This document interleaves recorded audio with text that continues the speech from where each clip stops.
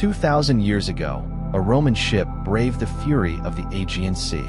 The deck groaned under the weight of treasures seized from Greece, statues, amphorae, relics of temples. But the waves rose like mountains, smashing the vessel into jagged rocks. The ship sank swiftly into black waters, its treasures swallowed by silence. Among them was something stranger than gold, a small machine, its gears locked forever in the darkness of the deep. For centuries, the wreck lay undisturbed. Amphorae cracked, marble crumbled, statues lay broken, their features eroded by salt. Yet one object resisted time, a bronze fragment, encrusted, hidden, waiting. The sea kept its secret in the shadows, guarding it against curious eyes. Above, empires rose and fell, but the machine remained in darkness, silent as the abyss itself. In 1900, a team of Greek sponge divers anchored near Antikythera. They descended, expecting sponges. Instead, they saw something horrifying. At the seabed, lifeless forms surrounded them, human-like shapes frozen in strange poses. One diver panicked, rushing to the surface, gasping he had found corpses. But what he had seen were statues, bronze and marble, staring blankly through the murky waters. As the divers explored, they uncovered a ship of marvels. Bronze warriors, marble horses, amphorae once filled with fine wine. The seabed was a treasury of Greek art, a time capsule untouched by centuries. But hidden among the splendor was something unremarkable, a corroded lump of bronze, fragile and misshapen. While statues drew admiration, this lump was set aside, its true importance unseen. The strange bronze fragment was hauled to Athens with the other treasures. In the National Archaeological Museum, statues drew the attention of scholars and crowds. The small corroded lump, however, sat quietly in storage. No one could guess that inside its fragile shell were interlocking gears, cut with a precision that should not exist for another 1,000 years. Years passed. Slowly, cracks split the bronze fragment apart. What emerged inside shocked scholars. Gears, tiny, precise, impossibly complex. Teeth interlocked like the innards of a modern clock. But this was no Renaissance invention. It was Greek, ancient. How could such technology exist 2,000 years ago? The fragment was no mere relic. It was a machine.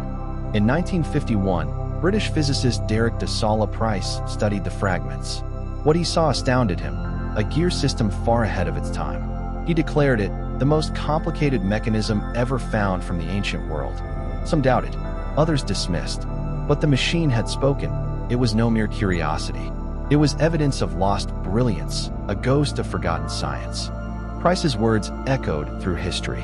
He said finding the mechanism was like discovering a jet airplane in the tomb of Tutankhamun. The machine was so advanced, nothing comparable would appear again until the great mechanical clocks of medieval Europe, more than 1,000 years later. This was not an accident. It was genius. But whose?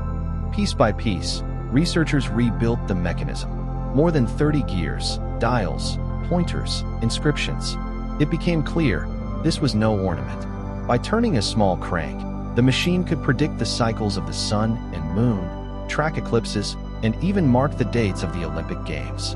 It was a mechanical cosmos, an ancient computer built to model the heavens. Imagine turning a simple hand crank, and with each rotation, the heavens themselves unfold. The gears of the Antikythera Mechanism translated human motion into cosmic prediction.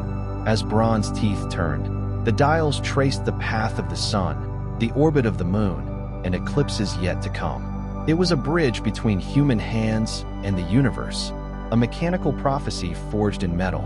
One dial revealed the Saros cycle, the key to predicting eclipses. Ancient priests once relied on observation and records, but this machine could calculate when the sun would vanish, when the moon would bleed red.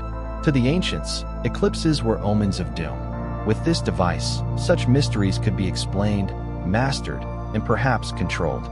The mechanism tracked not just the moon's path, but its strange, irregular orbit, something only Hipparchus himself is thought to have understood. The gears mimicked celestial imperfections, as if the machine carried the fingerprints of ancient astronomy's greatest mind. This was no simple clock. It was a model of the heavens, carved in bronze, built on genius and mystery. Another dial marked the Metonic cycle, 19 years of lunar phases aligning with the solar year. This meant the mechanism could function as a calendar more accurate than any carved in stone. It was a clock not of hours or minutes, but of centuries. With it, time itself could be measured against the dance of the heavens. Most astonishing of all, the machine even tracked the cycle of the Olympic Games. Every 4 years, as athletes prepared to run, wrestle, and fight for glory, the mechanism's dial aligned perfectly with the sacred calendar of Greece. This was not just science, it was culture, religion, and identity, encoded into gears. The cosmos and the games were bound together in bronze. Was this Archimedes' lost masterpiece? Ancient writers spoke of machines he created that mimicked the heavens. The Romans, who killed him in 212 BC, were said to have carried away his devices as spoils of war. Could the Antikythera Mechanism be a surviving fragment of that genius?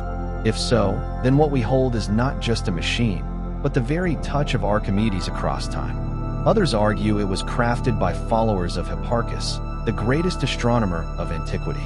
He measured the stars, calculated the precession of the equinoxes, and discovered the moon's irregularities. The mechanism's design echoes his theories with uncanny precision. If it was not his hand, it was surely his mind that guided the gears. Some whisper that it was born in Alexandria, the city of knowledge, where scrolls from across the world filled the legendary library. If the mechanism was forged there, then perhaps it was only one of many machines built by minds we can barely imagine. But the library burned.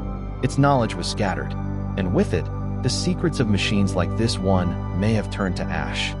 The ship that carried the mechanism was Roman. Was the device meant for an emperor? Julius Caesar himself was said to own a machine that tracked the heavens. Was this the very same? Or was it one of many, looted from Greece and carried across the sea, only to sink into oblivion? If so, then the Antikythera Mechanism is but one survivor of a lost age of machines. But fate intervened. A storm swallowed the ship, dragging its cargo to the bottom of the Aegean. For 2,000 years, silence covered the mechanism. Empires rose, fell, and forgot. And yet, hidden beneath salt and stone, the machine endured, like a whisper from the deep, waiting for the day when curious eyes would find it again. In 1900, sponge divers off the coast of Antikythera stumbled upon a wreck. They had come for sponges but surfaced with statues, treasures, and a corroded lump of bronze that no one understood. The sea had preserved its secret for 2 millennia. At first glance, it looked like nothing more than a stone-encrusted relic. But inside, something impossible lay hidden. The fragment sat in museums for years, ignored. It was too strange, neither statue nor coin, neither weapon nor tool. Only when cracks revealed tiny gear teeth did scholars pause. Who could have forged such delicate mechanisms in the age of Caesar? The world had no answers. The bronze whispered its riddle, and the silence grew louder. In the 1950s, physicist Derek de Solla Price began to study the strange relic. With X-rays, he peered inside and saw layer upon layer of gears. In 1974, he declared it an ancient Greek computer, centuries ahead of its time. His claim shocked the world. Was technology this advanced truly possible, only to vanish without a trace? Modern scans revealed even more secrets. Hidden inscriptions emerged, like ghostly instructions from another age. The gears once numbered over 30, each tooth cut by hand with breathtaking precision. Reconstructed models showed the device in motion, predicting the dance of the cosmos with elegance modern machines could envy. It was not fantasy, it was real. The inscriptions spoke of eclipses, cycles, and games. They were notes from an ancient craftsman, guiding the user through the universe. The machine was not only built for function, it was meant to be read, studied, and perhaps marveled at. It was half tool, half textbook, half miracle, a device where science and wonder merged. And yet, mysteries remain. We do not know who built it, or how many were made, or why the technology vanished. Was it lost in the chaos of empire, destroyed by conquest, or hidden, waiting to be rediscovered? The mechanism answers some questions, but leaves even more hanging, like stars beyond reach. If such machines existed, where are the others? Why do we find no factories, no workshops, no hints of a tradition that built them? It is as if the Antikythera Mechanism is a lone survivor, a whisper from an advanced science erased from history, a glimpse of what might have been, had the ancient world not fallen silent. Each gear of the mechanism is a voice from the past, a message from an age we thought primitive. It challenges our assumptions, reminding us that knowledge is fragile. Civilizations rise, invent wonders, and yet, if they fall, their genius can be forgotten for centuries. Until one day, a fragment is found, and the silence breaks. The Antikythera Mechanism does not belong to its time. It is too advanced, too perfect, too unlikely. It is as if a piece of the Renaissance slipped backward by 1,000 years. The mystery is not only what it was, but what else might have existed, now buried, waiting, lost to the waves of history. The Antikythera Mechanism is more than bronze and gears.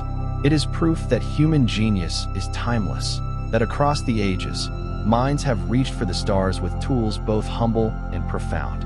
What else have we lost? What secrets still wait beneath the sea? Perhaps the greatest mystery of the Antikythera Mechanism is not what it reveals, but what it dares us to imagine.